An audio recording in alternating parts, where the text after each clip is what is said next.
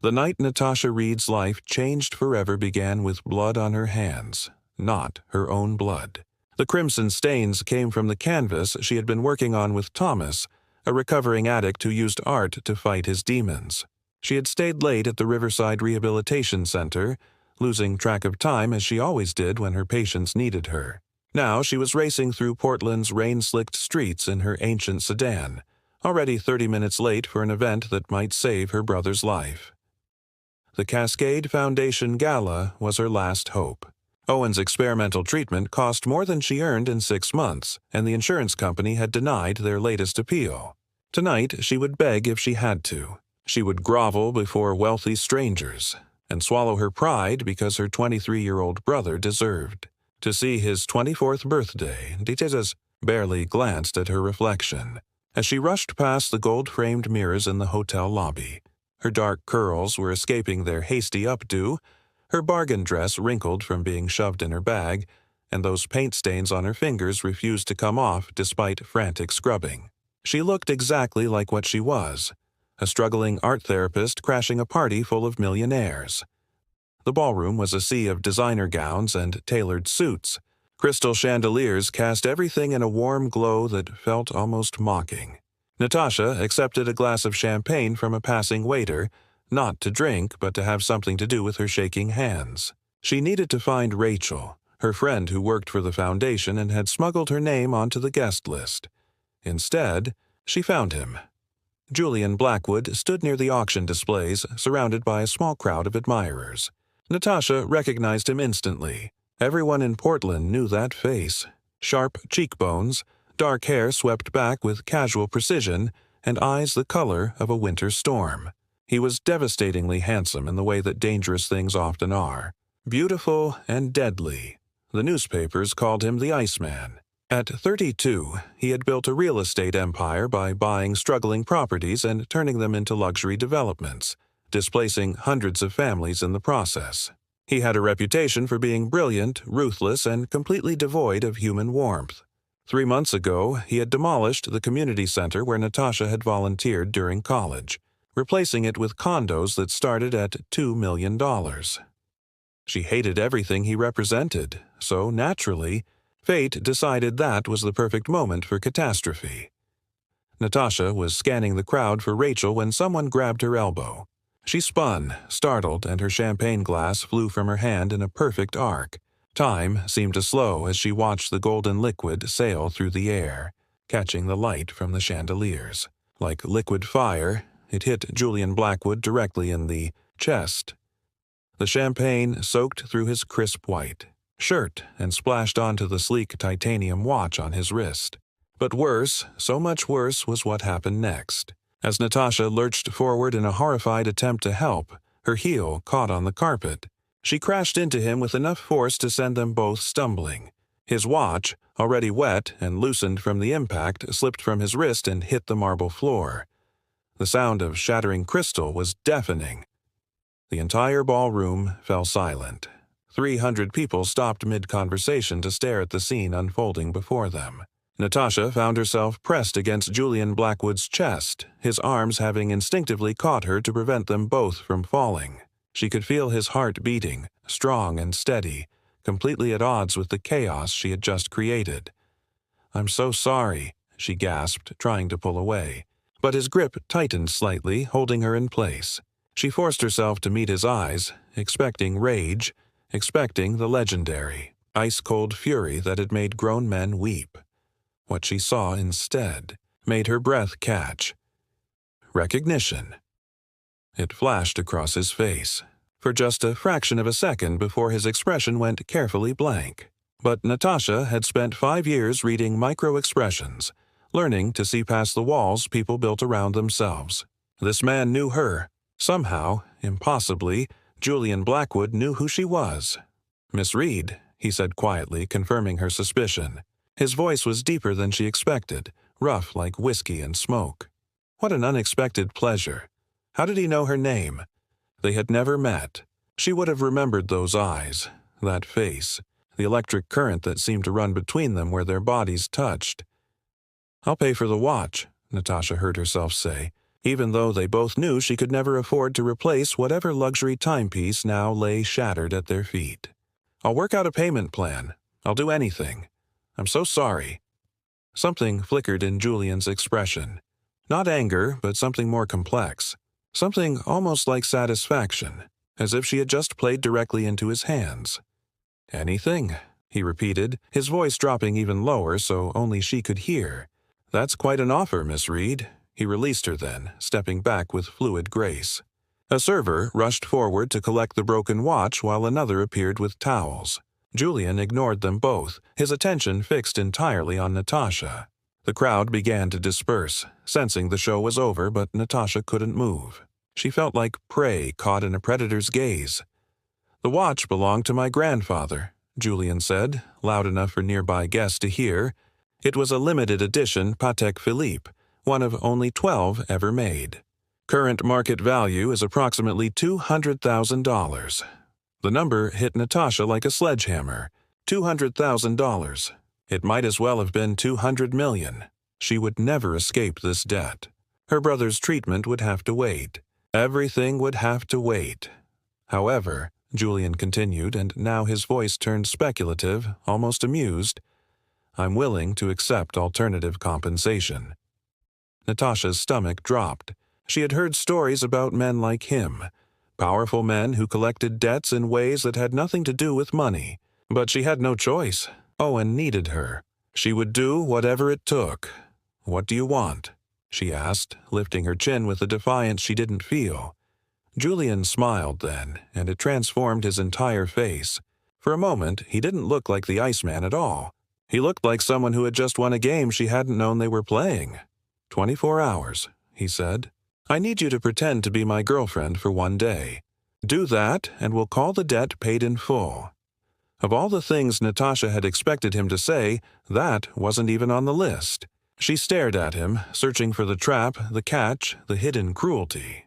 But his expression remained neutral, almost businesslike. "Why?" she managed to ask. "Because, Miss Reed," Julian said, reaching into his pocket and pulling out a business card, "everyone believes I'm incapable of love. I need you to help me prove them wrong. Just for one day. After that, you'll never have to see me again." He pressed the card into her paint-stained hand, his fingers lingering against hers for just a moment longer than necessary.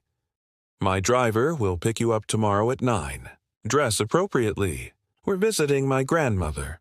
Then he turned and walked away, leaving Natasha standing in the middle of the ballroom with a $200,000 debt and absolutely no idea what she had just agreed to. But as she watched him disappear into the crowd, one thought kept circling through her mind like a warning bell. He knew her name. Before she introduced herself, before anyone could have told him, Julian Blackwood already knew exactly who she was, and somehow that terrified her more than anything else. The black Mercedes arrived at precisely 9 in the morning, as promised. Natasha had spent the entire night researching Julian Blackwood, trying to understand what she had gotten herself into. What she found only deepened the mystery. 5 years ago, Julian had disappeared from public life for 3 months. The official story was a business retreat in Europe, but the timeline didn't add up. He had been 27 then, already successful but not yet the billionaire titan he would become. When he returned, something had changed. He became harder, colder, more focused.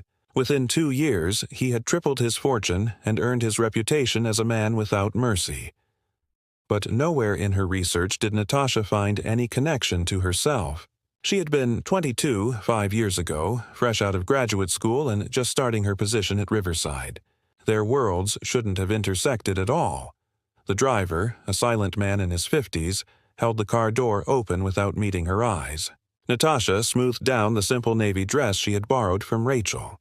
It was the nicest thing she owned that didn't have paint stains or smell like turpentine. She felt like an imposter sliding into the leather seat. They drove for 40 minutes, leaving the city behind for the rolling hills of wine country. The Blackwood estate sprawled across a hilltop, a stunning modern structure of glass and stone that seemed to grow organically from the landscape. It was beautiful in a way that made Natasha's chest ache. This was the world Owen should have been able to afford. State-of-the-art medical care, experimental treatments, the best doctors money could buy. Instead, her brother was in a shared hospital room, rationing his pain medication to save money. Julian waited at the entrance, and Natasha's breath caught despite herself. He wore dark jeans and a charcoal sweater that probably cost more than her monthly rent. In the natural light, without the formal setting of the gala, he looked younger. "Almost human, Miss Reed," he greeted her, offering his hand. "Thank you for coming." His palm was warm against hers, calloused in unexpected places. Not the soft hands of someone who only signed papers and made calls. These were hands that had done real work, though she couldn't imagine when. "I didn't have much choice," Natasha replied, pulling her hand away. "You're blackmailing me." "I prefer to think of it as a mutually beneficial arrangement." His lips quirked in something that might have been amusement. "You avoid financial ruin, and I convince my grandmother that I haven't become a complete monster." "Everyone wins. Your grandmother is dying," Natasha said, the words coming out sharper than intended. She had done her research there, too. Catherine Blackwood, matriarch of the family, had been fighting cancer for 2 years. "And you're using her last days to play some kind of game." The mask slipped for just a moment. Pain flashed across Julian's face, raw and genuine, before he locked it away again. "My grandmother's dying wish is to see me happy, to know that I'm capable of love. Is it so terrible that I want to give her that peace?" Natasha studied him, trying to reconcile the ruthless businessman with the grandson who would orchestrate an elaborate deception just to comfort a dying woman. "Why me?" she asked again. "You could hire an actress, someone trained for this." "Because my grandmother would see through a performance in seconds," Julian said. "She's the most perceptive person I've ever known. But you, Miss Reed, you're real. You wear your heart on your sleeve. You can't hide what you feel, and that's exactly what I need." He started walking toward the house, and Natasha had no choice but to follow. "There are rules," Julian continued. "You'll address her as Catherine. She dislikes formality. We've been dating for 3 months. We met at a gallery opening. You're an art therapist, which is true, so you won't have to lie about your work. She'll ask personal questions. Answer them honestly. Just adjust the context to fit our story." "This is insane," Natasha muttered. "This is survival," Julian corrected. They reached a set of French doors that opened onto a sunlit terrace. "One more thing. Whatever you do, don't mention the Riverside Rehabilitation Center." The warning sent ice through Natasha's veins. "Why not?" But before Julian could answer, a clear voice rang out from the terrace. "Julian, darling, are you going to hide your mysterious girlfriend out there all day, or do I finally get to meet her?" Catherine Blackwood sat in a cushioned chair, wrapped in a soft blanket despite the warm morning. She was thin, fragile in a way that spoke of illness, but her eyes were sharp and bright. Those same gray eyes that her grandson had inherited, but hers held warmth his had never shown. "Grandmother," Julian said, his voice softening in a way that surprised Natasha.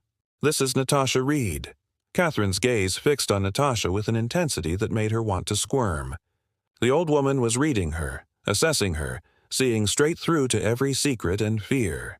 After a long moment, Catherine smiled. "You're not what I expected," she said. "I'm sorry," Natasha replied automatically. "Don't be." "You're better." Catherine gestured to the empty chair beside her. "Sit, child. Tell me how my impossible grandson managed to convince someone like you to put up with him." Natasha sat, acutely aware of Julian standing behind her. She could feel the tension radiating from him, the fear that she would ruin this. And despite everything, despite the coercion and the lies, she found herself wanting to give this dying woman the comfort she sought. "He bumped into me at a gallery," Natasha said, sticking close to the prepared story. "Literally. I spilled my wine all over his shirt." Catherine laughed, the sound like wind chimes. "That sounds like Julian. He's never been graceful with matters of the heart." "He apologized by offering to buy me dinner," Natasha continued. "The lies coming easier now. I said no at first. I'd heard the stories about him. The Iceman, they call him. I didn't want anything to do with someone so cold. But he persisted," Catherine guessed. Natasha nodded, and here the truth began to bleed into the fiction. He told me that people see what they expect to see, that everyone looks at him and sees success and power, but nobody bothers to look deeper. He said he wanted someone who would see him as he actually is. She felt Julian's hand come to rest on her shoulder, his fingers tightening slightly. A warning, or a thank you, she couldn't tell. "And what do you see, Natasha?" Catherine asked softly. Natasha turned to look up at Julian. His expression was carefully neutral, but something flickered in his eyes. The same recognition she had seen at the gala. The same inexplicable familiarity that had been haunting her since their collision. "I see someone who's afraid," Natasha heard herself say. Someone who built walls so high that he forgot how to climb down. Someone who pushes people away because he's terrified of losing them. The words hung in the air. Julian's hand slipped from her shoulder, and for a moment Natasha thought she had gone too far, violated some unspoken boundary of their arrangement. But Catherine was smiling, her eyes bright with unshed tears. "Finally," the old woman whispered. "Finally someone who sees you, Julian." The morning passed in a strange dream. Catherine asked questions, and Natasha answered with a mix of truth and fiction that became increasingly hard to distinguish. They talked about art, about Owen's illness, about the struggles of working in rehabilitation. Julian sat quietly beside them, occasionally adding a detail or a smile, but mostly just watching Natasha with an expression she couldn't read. It was during lunch on the terrace that Catherine said something that made Natasha's world tilt. "You remind me of someone." "Dear," the old woman said, studying Natasha over her wine glass. "A young therapist who worked at a facility Julian stayed at years ago. She had the same eyes as you, the same way of seeing past people's defenses." Natasha's fork clattered against her plate. Julian had gone completely still beside her. "Grandmother," he said carefully, "I told you not to bring that up." "Why not?" Catherine challenged. "You're not ashamed of having sought help, are you? Heaven knows you needed it after what happened with the Harrington deal." The Harrington deal. Natasha's mind raced. 5 years ago, there had been a scandal involving Harrington Industries. Corporate espionage. Stolen designs. A young executive who took the fall for his mentor's crimes. The executive's name had been Devon Cross, Natasha whispered. Julian flinched at the name. His birth name, she realized. The name he had changed after his parents died, after he was adopted by his uncle, after everything fell apart. "You were at Riverside," Natasha continued, the pieces falling into place with horrifying clarity. "5 years ago. You were one of my patients." The memory crashed over her like a wave. A young man with haunted eyes, admitted after a suicide attempt. He had refused to speak to anyone for the first 2 weeks. The other therapists had given up on him, written him off as another rich kid having a breakdown. But Natasha had seen something else. She had seen rage and betrayal and a desperate need to make sense of a world that had shown him its cruelest face. She had worked with him 3 times a week for 2 months. Art therapy, she had called it, though mostly she just sat with him while he destroyed canvas after canvas with angry slashes of paint. Slowly, gradually, he had started to create instead of destroy. By the time he left Riverside, he was painting landscapes. Beautiful, haunting images of light breaking through darkness. "You gave me your brushes," Julian said quietly. "Your personal set, the ones your mentor had given you. You said I needed them more than you did." "You were getting better," Natasha replied, her voice shaking. "You were finally creating something beautiful. I wanted you to keep going after you left." "I did." Julian's eyes locked with hers. "I never stopped. Everything I built, every success I achieved, started with those brushes and what you taught me. You saved my life, Natasha, and you don't even remember my face." The accusation hung between them.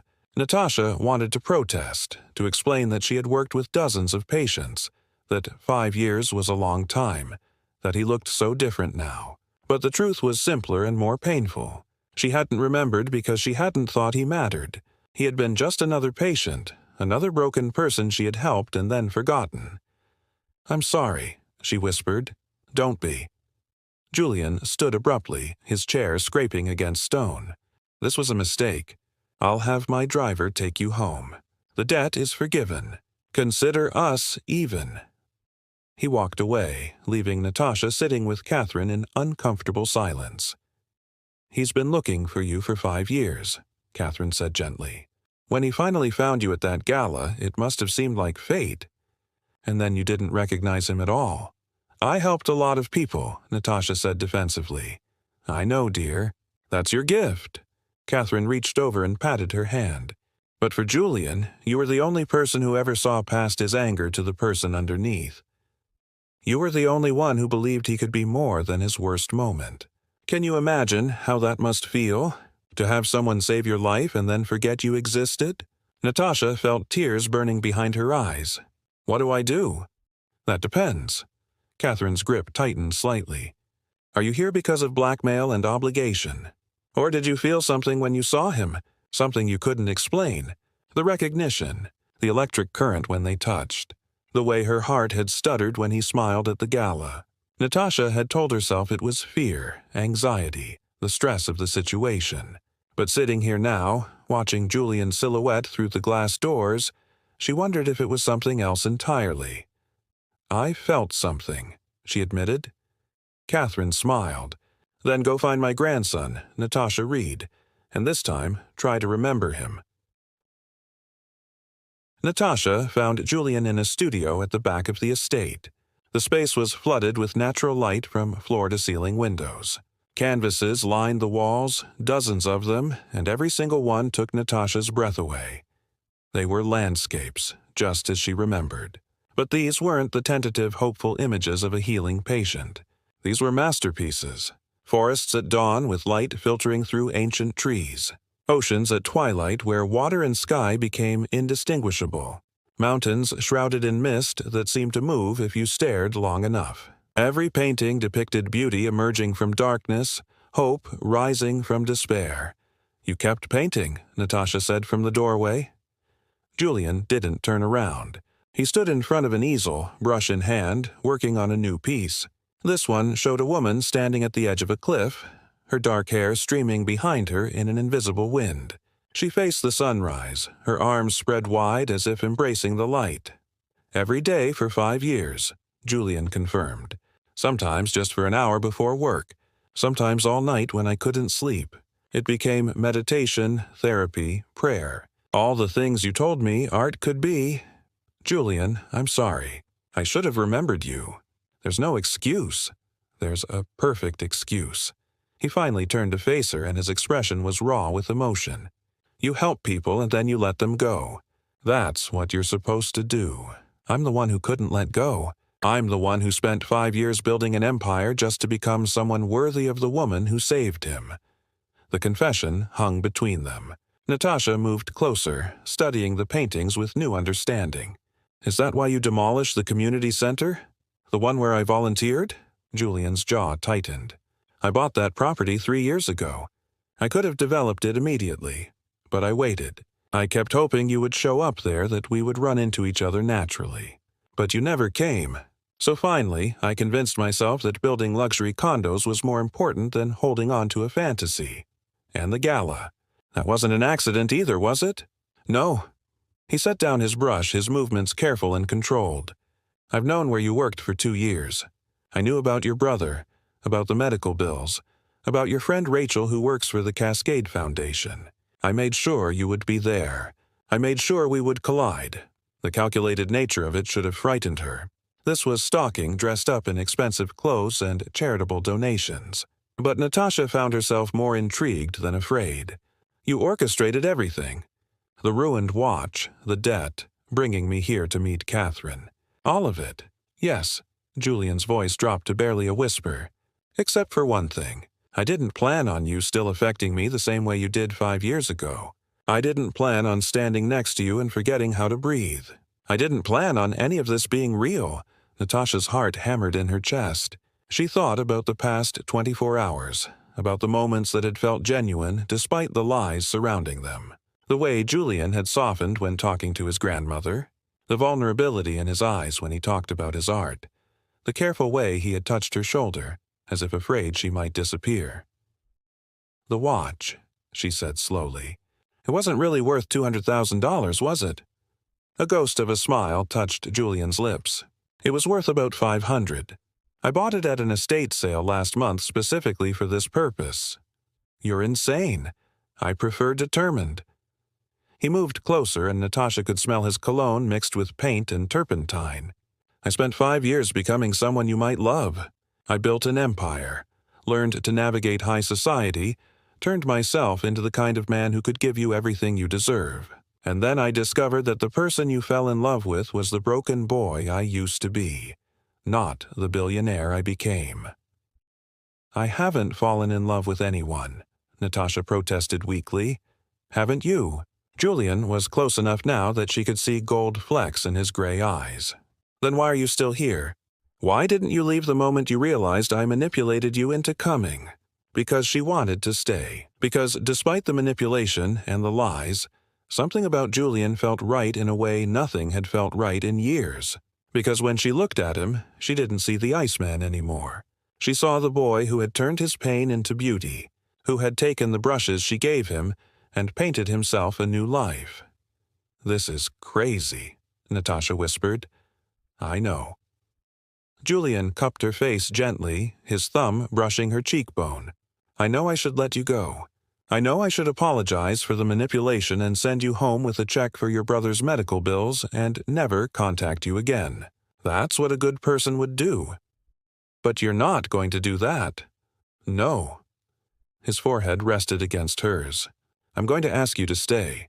I'm going to ask you to spend more time with me, to let me show you who I really am beneath the reputation and the money. I'm going to ask you for a real chance, Natasha. Not based on blackmail or obligation, but on the possibility that what we felt 5 years ago still exists. Natasha's phone buzzed in her purse, shattering the moment.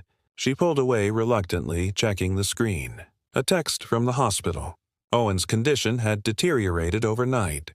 They needed to discuss immediate treatment options. The real world came crashing back. Her brother was dying, and she was standing in a billionaire's art studio contemplating a romance based on lies and manipulation. What was she thinking? I have to go, Natasha said, shoving the phone back in her purse. Owen needs me. Let me help. Julian reached for his own phone. I can have the best specialists in the country examining him by tomorrow. I can cover all the costs, get him into experimental trials that aren't available to the public. No.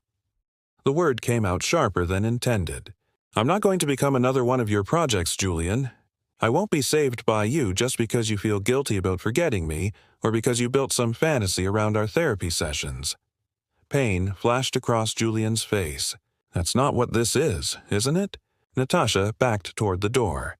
You spent 5 years building yourself into someone you thought I would love. But you never stopped to consider what I actually need. I don't need a billionaire savior. I need someone who sees me as an equal, not as the woman who saved him once and can be repaid with money and grand gestures. She left before Julian could respond, practically running through the estate to where the driver waited. The Mercedes pulled away, and Natasha watched the Blackwood estate disappear in the rearview mirror. She told herself she was doing the right thing, that accepting Julian's help would be a mistake, that she couldn't build a relationship on such an unstable foundation. But her hands were shaking, and her heart felt like it was breaking, and she couldn't stop seeing the devastation in Julian's eyes when she rejected him. The hospital room smelled like antiseptic and despair. Owen lay in the narrow bed, his face pale against the white pillows. At 23, he should have been starting his career, falling in love, planning his future. Instead, he was fighting for every breath. You look terrible, Owen said when Natasha entered. Even sick, he managed a weak smile. Let me guess. Boy trouble? How did you know? You have that look, like someone just showed you something beautiful and terrifying at the same time. Owen shifted carefully in the bed. Is he worth it? Natasha sank into the visitor's chair. I don't know. He's complicated, and possibly obsessed with me in a way that's either romantic or restraining order worthy. So, a typical modern relationship. Owen coughed and Natasha helped him with his water. What's holding you back? Pride, mostly, and fear. He wants to pay for your treatment, Owen. He can afford the best care in the world. But if I let him do that, what does that make me? Someone who trades her brother's life for a relationship with a man she barely knows? It makes you smart, Owen said firmly. Tasha, I'm dying. The doctors say I have maybe 6 months without aggressive treatment. If this guy can give me more time, you'd be an idiot to refuse because of pride. It's not just pride. Natasha's voice broke.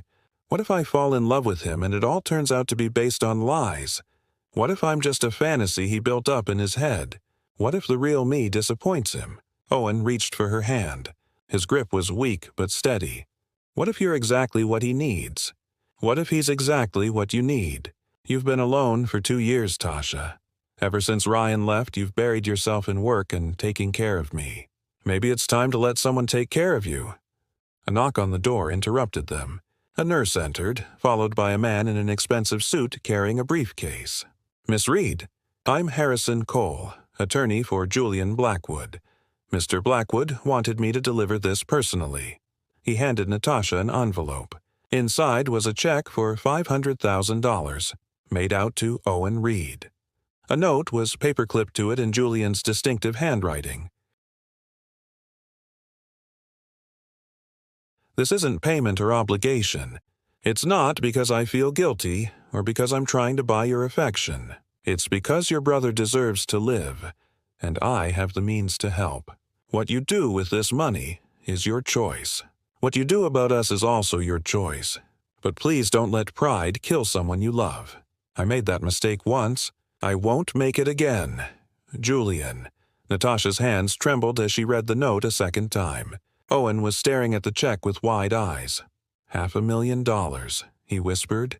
Tasha, this is enough for the experimental treatment and then some. He just gave this to you, Natasha said, still trying to process. No strings attached. No demands. Just gave it, so what are you going to do? Owen asked. Natasha looked at her brother, at the life she could save if she just swallowed her pride. She thought about Julian standing in his studio, surrounded by paintings of light emerging from darkness. She thought about the boy who had turned her brushes into a lifeline and spent 5 years becoming someone worthy of her.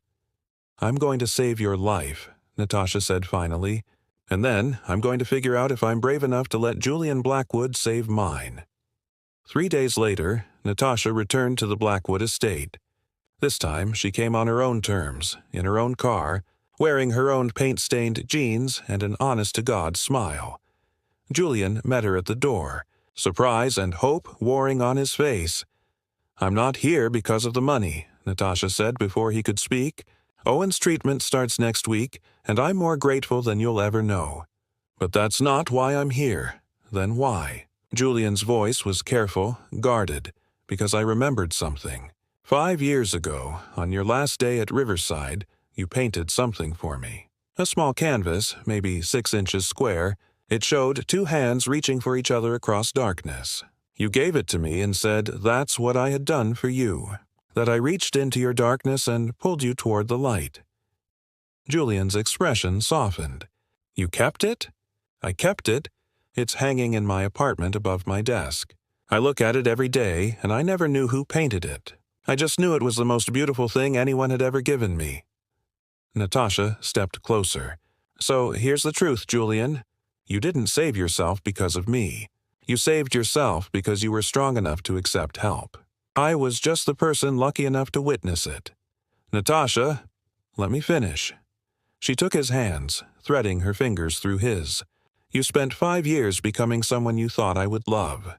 But the person I'm falling for is the same person who painted that picture. The same person who turns pain into beauty. The same person brave enough to reach across darkness, even when he's terrified of what he'll find on the other side. I'm still that person, Julian whispered. Underneath all the money and the reputation, I'm still him. I know. And I want to get to know him, the real him. Not because of manipulation or obligation, but because when I look at you, I see possibility. I see the kind of love that's messy and complicated and real. Is that something you want? Not the fantasy version you built in your head, but the actual, terrifying reality of 2 broken people trying to build something whole. Julian's answer was to pull her close and kiss her with a desperation that spoke of 5 years of waiting. Natasha melted into him, tasting hope and promise and the bittersweet knowledge that the best love stories are never simple. When they finally pulled apart, both breathing hard, Julian rested his forehead against hers. "I want forever with you, Natasha Reed. I want messy and complicated and terrifyingly real. I want late nights painting together and early mornings arguing about coffee. I want to support your dreams and challenge your fears. I want all of it." "That's a lot to want after knowing me for a few days," Natasha pointed out. "I've known you for 5 years.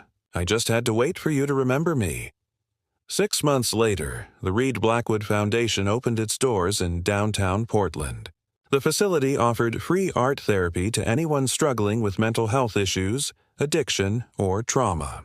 Natasha ran the programs while Julian handled the business side, though he still taught occasional painting classes on weekends.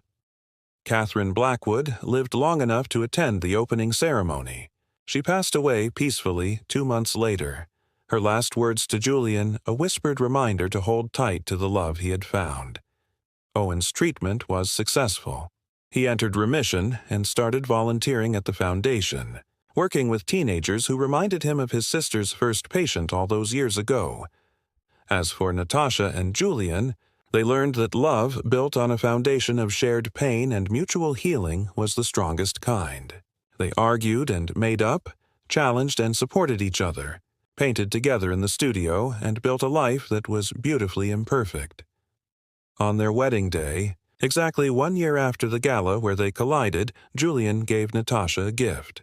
It was a painting of 2 people standing together, their hands clasped as they faced a sunrise. The darkness behind them was still visible, but the light ahead was brilliant and warm. "We're always going to carry our darkness," Julian said as Natasha studied the painting through tears. "But now we face the light together." "Together," Natasha agreed, kissing him as the sun set over Portland and painted the sky in shades of hope. And in the studio at the Blackwood estate, surrounded by canvases that told the story of one boy's journey from darkness to light, Natasha's brushes sat in a place of honor. They had traveled from her hands to his, given freely with no expectation of return. They had helped create beauty from pain and had, in their own small way, changed 2 lives forever. Because sometimes salvation comes from unexpected places. Sometimes it wears paint-stained fingers and carries hope in its pocket.